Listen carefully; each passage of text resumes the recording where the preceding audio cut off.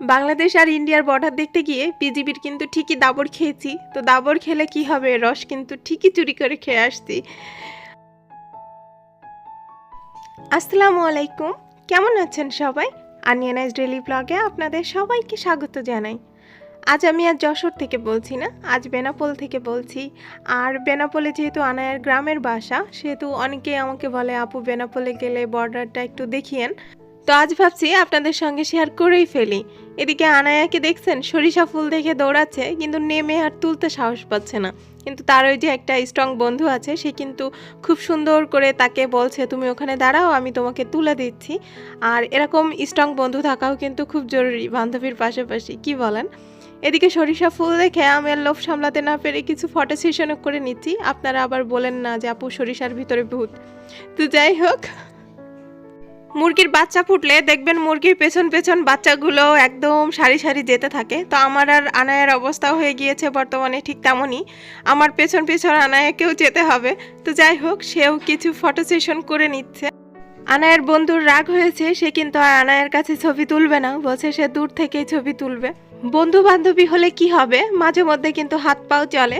এদিকে দেখছেন মাঠের ভিতরে কমোটালা বাথরুম, তো কমোটালা বাথরুম খোলে কি হবে, পানির কিন্তু কোনো ব্যবস্থা নাই। তো বদনা হাতে করে ঠিকই পুকুর থেকে পানি ডুবিয়ে দেন কমোটে বসতে হবে। তো যাই হোক, এদিকে অতিথি পাখি দেখার জন্য এই রাস্তা বেয়েই কিন্তু যাচ্ছি অনেকটা ভয় নিয়ে। আর এদিকে দেখছেন কলার মোচা যশোরে কিন্তু আমরা চড়া দামে কিনে খাই। তো ভাবছি বিজনেস কি শুরু করেই দিব। এদিকে অতিথি পাখি দেখছেন এখন কিন্তু এই শীতে অতটা আসবে না, তবে ফাল্গুন মাসের মাঝামাঝি সময়ে বেনাপোলের মাঠ জুড়ে কিন্তু অতিথি পাখিতে একদম ছেয়ে যায়। আর এই পাখিগুলো দেখলেই কিন্তু মনটা জুড়িয়ে যায়। অনেক দূর দূরান্ত থেকে মানুষ আসে এই অতিথি পাখি দেখতে। আরও খানিকটা এগিয়ে গেলে পাখিগুলোকে আরও কাছ থেকে দেখতে পারতাম, কিন্তু ইচ্ছা থাকলেও অনেক সময় দেখা যায় কি পরিস্থিতির শিকার হয়ে যায়, কিছু করার থাকে না। সাথে যেহেতু বাচ্চারা আছে, যে কারণে আর ওই পর্যন্ত রিস্ক নিয়ে যায়নি, কারণ দুই পাশেই পানি আর রাস্তাটা ততটা ভালো না।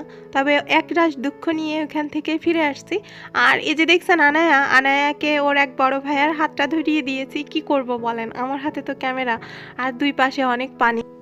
হঠাৎ কিনারায় নৌকা দেখে মনে হচ্ছিল রোমান্টিক গান ধরি যে ও মাঝি রে আমি প্রেমের ঘাটের মাঝি, তোমার বেলায় পয়সা নিব না। তো তখন আবার হঠাৎ মনে হলো যে যদি পানিতে ডুবে যাই তখন আবার স্যাড সং গাইতে হবে। তো যাই হোক, অনেক ভাবনা চিন্তার পরে কিন্তু বাদ দিয়ে দিয়েছি প্ল্যানটা। আর এদিকে দেখছেন এই যে সরু পথ, এই পথটা বেয়ে কিন্তু চলে যেতে হবে। মনের ভিতরে টুকুস টাকাস করছে, দুই পাশে পানি, যদি পয়রা যায় কেল্লাফাতে।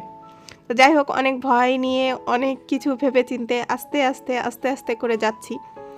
আর এই যে বাংলাদেশের শেষ সীমান্ত পর্যন্ত পৌঁছে গিয়েছি। সামনে যে খোলা মাঠ দেখছেন না, এই মাঠটা কিন্তু বাংলাদেশিদেরও কিছু অংশ আছে জমি, আবার ইন্ডিয়াদেরও কিছু অংশ জমি আছে। আর এই যে ভয় লাগছে কি নিচে নামবো কি নামবো না, বিজিবি কি দেয় দাবড়, অনেক ভাবনা চিন্তার পরে ভাবছি যে নেমেই দেখি দাবড় খাই, এক কান খাবো, কি আছে আর জীবনে। বলতে তো পারবে ভবিষ্যতে নাতি নাতনিরে যে বিজিবির দাবড় খাইছি।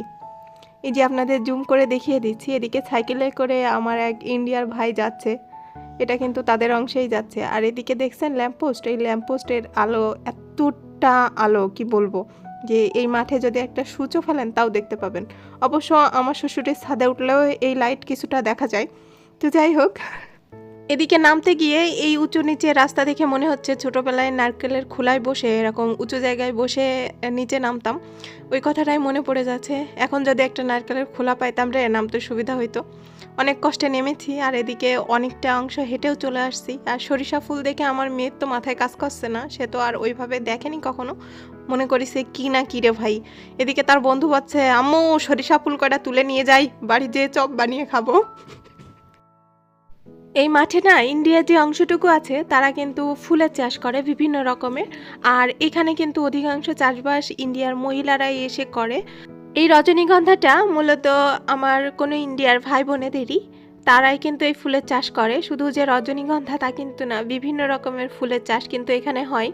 আমি অনেক দিন আগে গদখালি গিয়েছিলাম, তখনও কিন্তু ঠিক সেমইভাবে রজনীগন্ধার ফুলের ভিতরে গিয়েছিলাম। আজ কিন্তু হঠাৎ মনে পড়ে গেল। এদিকে অনেক খোঁজাখুঁজির পরে আমি একটা ফুল পেয়েছি, আর টুকুস করে তুলে নিয়েছি। আর ফুলটা কিন্তু এত সুবাস কি বলবো। তবে এই সময় যেহেতু সবগুলোই করি অনেকটা হতাশ হয়ে গিয়েছি। এদিকে দেখছেন না জবা ফুল, ইন্ডিয়ার অধিকাংশ মানুষ দেখবেন কি জবা ফুলের চাষ করে। আমাদের বাংলাদেশে অতটা আমার মনে হয় না হয় জবা ফুলের চাষ, তবে তারা যেহেতু পূজার কাজে জবা ফুল ব্যবহার করে এই জন্য তাদের কাছে এই ফুলটা খুব পবিত্র, আর অনেকেই কিন্তু চাষ করে। এদিকে আমরা বিভিন্ন রকমের ফুল দেখছি, আর সামনের দিকে এগিয়েই আছি। এই যে দেখছেন না, এটা কিন্তু বিজিবির ক্যাম্প, এটা ইন্ডিয়ান যে বিজিবি আছে তাদের ক্যাম্প, আর তারা কিন্তু পিটি করছে। আর অনেকটা প্রায় বেলা গড়িয়েই এসেছে, আর আমি একটু জুম করে আপনাদের দেখিয়ে দিচ্ছি যে বর্ডারের তারকাটাগুলো কোনভাবে দিয়ে। অবশেষে একটা উঁচু জায়গা পেয়েছি, সেখানে উঠে পড়েছি, পরে একটু দেখে নিচ্ছি আর আপনাদের সঙ্গেও যতদূর সম্ভব দেখানোর চেষ্টা করছি আর কি। তবে অনেক ভয় কাজ করছে, যদি দাবড় দেয় রে ভাই। আর একদম ডেঞ্জার জোনে আমরা কিন্তু চলে আসছি। এই পর্যন্ত কিন্তু সচরাচর কাউকে আসতে দেয় না। কুয়াশা যদি না হতো তাহলে কিন্তু আপনাদের খুবই ভালোভাবে দেখাতে পারতাম।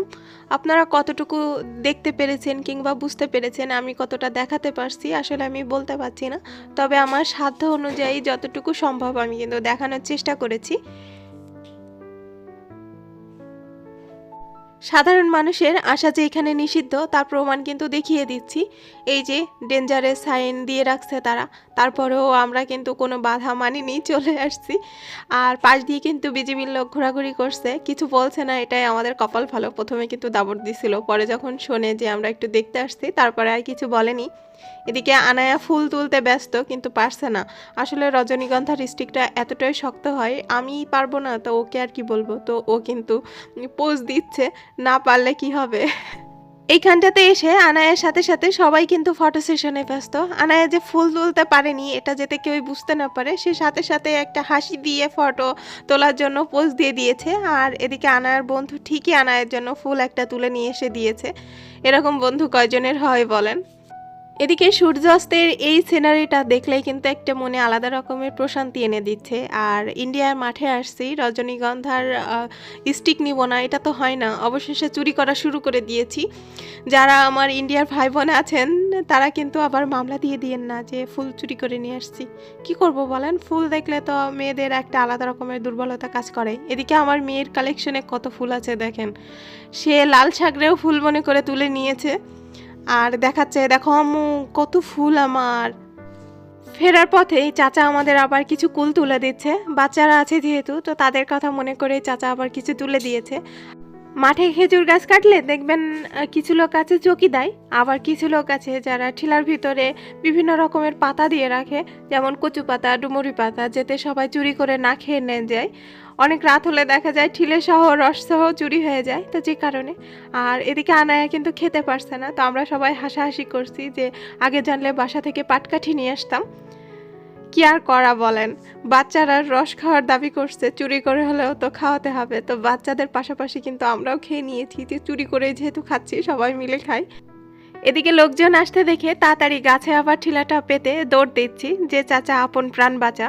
তবে রস চুরি করে খেলে কি হবে, টাকা তো আর দিতে পারছি না, তবে যে গাছ কেটেছে গাছই, তার জন্য কিন্তু অনেকটা দোয়া দিয়েছি। জানি যে চুরি করে খাওয়াটা ঠিক হয়নি, তবে আপনারা যেন আবার বলেন না যে আপু শেষ পর্যন্ত চুরি করে রস খেলেন। কি আর করা বলেন, অনেক দিন পরে এতটা আনন্দ করলাম, সেই ছোটবেলা করছি, আর এই তো এখন। এদিকে এই অংশটুকু দেখছেন, এই অংশটুকু পরের দিন সকালবেলা। আর সকালবেলা কুয়াশা ততটা হয়নি, তবে রোদ কিন্তু আর সারাদিন ওঠেনি। তো এক কাপ চা নিয়ে চলে আসছি ছাদে। আর এই কুল গাছটা দেখছেন না, এই কুলটা সবার শেষে কিন্তু পাকে, আর খেতেও কিন্তু খুব মজার হয়। ছাদে উঠলেই কিন্তু সব খাওয়া যায়, কুল, জাম, পেয়ারা। বাড়তি করে গাছে উঠে আর পেড়ে খাওয়ার কোনো প্রয়োজন নেই। প্রতিদিনই তো চা খাই, তবে আজকের সকালে চাটা কেন জানি না একটু স্পেশাল মনে হচ্ছিল, আর চায়ের স্বাদটাই মনে হচ্ছিল দ্বিগুণ হয়ে গিয়েছে। আসলে প্রকৃতির মাঝে সব কিছুই ভাল লাগে। কথা বলতে বলতে সেই পুরনো একই কথা, যে ব্লগের কোনো অংশ যদি ভালো লেগে যায় তাহলে প্লিজ একটা লাইক দিয়ে দিয়েন। আর এ ধরনের ব্লগ দেখতে চাইলে আমার ছোট্ট চ্যানেলটি সাবস্ক্রাইব করে আমার ছোট্ট চ্যানেলের সাথেই থেকে যেতে পারেন। এদিকে যে গত ব্লগে দেখিয়েছিলাম না আনায়া দাদি যে ঝাল লাগিয়েছে, তো এখান থেকে আমি কিছু পাকা ঝাল নিয়ে যাব বীজ রোপণ করার জন্য, যশোরে লাগাবো আর কি। আর সকালে এদিকে ধুপি পিঠা বানাচ্ছি। আমি কখনো এইভাবে ধুপি পিঠা বানাইনি, এই প্রথম চুলায়, তাও এইভাবে করে বানাচ্ছি।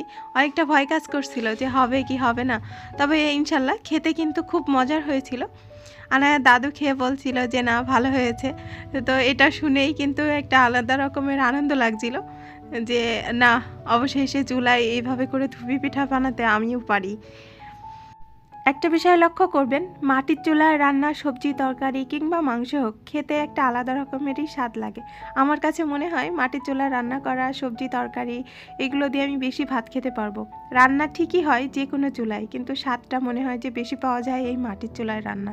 আমার শাশুড়ির গ্যাসের চুলাও আছে, তো শাশুড়ি মাঝে মধ্যে খাবার গরম করে গ্যাসের চুলায়, কিংবা দুধ জাল করে, ডিম ভাজি এগুলো করে টুকটাক। তবে রান্না বান্না শাশুড়িও কিন্তু মাটির চুলায় করে। আর আমাকে বলে শ্বশুর শাশুড়ি যে তুমি গ্যাসের চুলায় রান্না করো, তবে আমার কাছে মনে হয় যে মাটির চুলায় রান্না করলে আমি ভাত একটু বেশি খেতে পারবো।